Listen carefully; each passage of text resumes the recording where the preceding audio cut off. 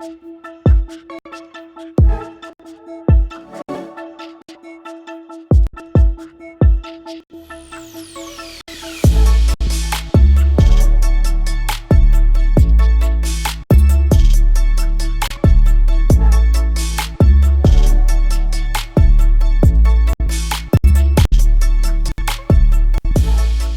guys, it's VST here.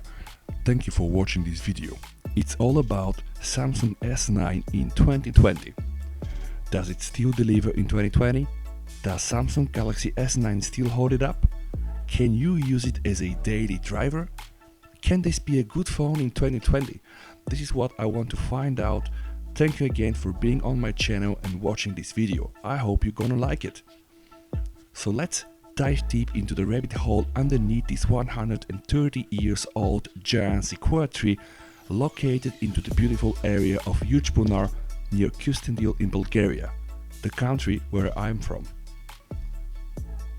So let's talk Samsung S9. As you can see, this phone rocks a very polished aluminium frame with Gorilla Glass 5 on the front and the back. But hey, that's a premium flagship phone and it is IP68 certified for water and dust resistance. I'm rocking the lilac purple color and that's a Japanese version of the phone, which like the US version uses the Snapdragon 845 system on a chip and not the Exynos SoC like the European version. Now let's talk about the display. It's a 5.8-inch Super AMOLED Infinity display rocking the FHD Plus and WQHD Plus resolution with a 18.59 aspect ratio. It has the stunning 570 ppi and it's HDR10 compliant, which guarantees a perfect black color when watching HDR content. When the phone was released, it was running the Android 8 Aura version. I'm using it right now with Android 9 Pie, but Android 10 rollout has been initiated, so it will get Android 10 very soon, depending on the country and the carrier. Okay, the phone has a Bixby virtual assistant, guys, with the Bixby Vision and is secured with Samsung Knox with intelligent scan. This particular one has the Qualcomm Snapdragon 845, which means that you can run Google Camera mods on it, and you know what this means, right?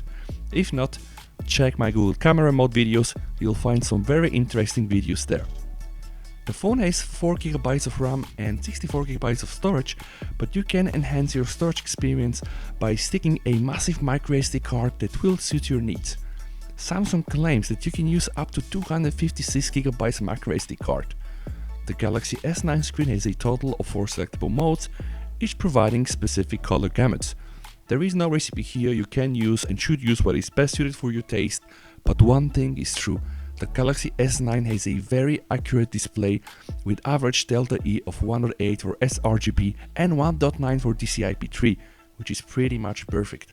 This means that what your eyes see is what the screen is gonna show you, and this has not always been the case with Samsung phones.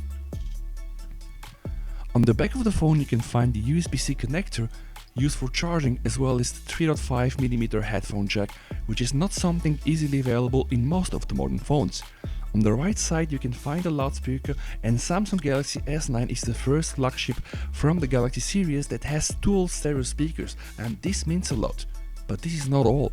I'm not sure if you know, but Samsung owns the Harman company, and this is why the phone is powered with AKG speakers which support Dolby Atmos. Samsung Galaxy S9 is considered as one of the phones with very decent sound, and this means very decent sound both on headphones and connected to external amplifiers. You have the power button on the right side of the phone, easily accessible, and you can find the volume locker on the left side together with something called Bixby that I never used. Sadly, the Bixby button is not removable on the Galaxy S9. On the top of the phone you can find the SIM card tray. It's a hybrid tray which also can host a micro SD card. But let's speak about the battery. The S9 has a 3 mAh battery which can get you through the day if you're not a heavy user like I am. Sadly, with heavy use it gave me about 4 hours of screen on time, which is a mixed usage between mobile and Wi-Fi connection. Good thing though is that the phone supports wireless charging and also fast charging, so you have an option for the battery. Be aware, the 3000 mAh is just enough and can barely get you through the day. It really depends though if you're a very heavy user. Off the back of the phone you can find the camera setup, the fingerprint scanner and the LED flashlight. The Samsung Galaxy S9 comes with a single camera including a 12 megapixel sensor.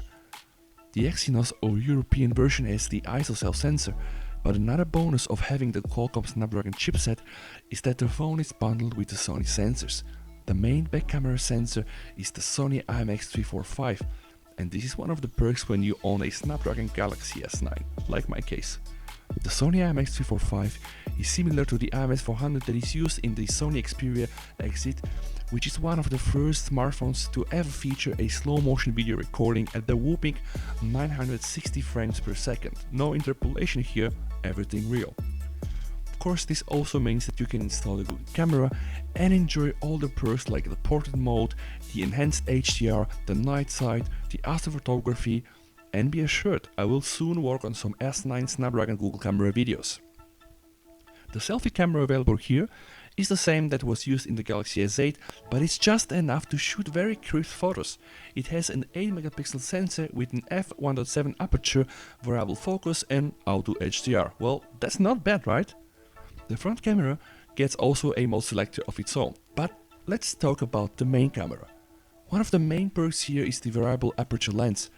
You can switch between f1.5 and f2.4 and it's quite crazy when you actually see how that works with your own eyes. The camera has optical image stabilization and it does support dual pixel phase detection autofocus. The flashlight is a single LED flash, which is just enough. Samsung worked on their own image processing algorithms and they claim to have implemented image stacking and noise reduction by using 4-frame stacking. But what does this mean to us? It means that now you can shoot with less noise, and less noise means less aggressive noise reduction, which means better detail in low light, low grain, and basically you and me ending up with nice photos. Isn't that the idea, right? So what is the magic between both apertures? We have a brighter aperture versus a darker aperture. The bright aperture is used in low light photos to obtain nice detail with less noise. Samsung Galaxy S9 controls the shutter speed and makes sure that we don't end up with distorted blurry highlights, and it does actually do a quite good job. The f2.4 is not good when you shoot in low light because it's adding noise in the pictures, but you'll find it to be a very good choice when you shoot outside in broad daylight where you require contrast, dynamic and sharp details. The camera has a selective focus which can mimic the portrait bokeh effect, but hey, remember we have also Google camera? And I can tell you, this camera can't compete with some of the modern phones. Sounds a bit funny how a 2018 phone is now considered retro. Hey, it can still teach a lesson to a lot of the newer phones out there. Samsung also implemented their own HDR Plus mechanism, which is basically another fancy technique of multi-frame image processing. And hey, did you forget that I'm using the Snapdragon version, which means Google camera, which means that you can benefit also from Google's HDR Plus enhanced. I would say that's not bad at all. Now going back to the One UI, which is still version 1.0 and running on Android 9. I was pleasantly surprised how feature-packed this Android skin is, and it does really have everything you might think of, from gestures to screen edge up to UI customization. Now we have to be clear on one thing, guys. This phone is not for everybody, but it is a phone for anybody who is on the quest for finding a mid-sized phone which practically almost does not exist in 2020. So to come back to the original question, is the Samsung Galaxy S9 still worth it in 2020? I will not give a straight answer.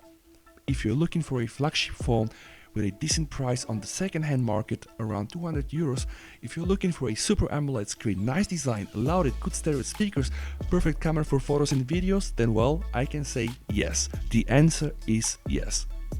But only if you're willing to pay the sacrifice of having a 3000 mAh battery, which a lot of the people are not really bothered with. So guys, what do you think? This has been my 2020 Samsung Galaxy S9 review. I hope you like it and enjoy it as much as I did. And I really did enjoy it when I filmed this in the beautiful location of Huge Bonar in the close proximity with these wonderful 130 years old giant sequoias. VST, over and bye.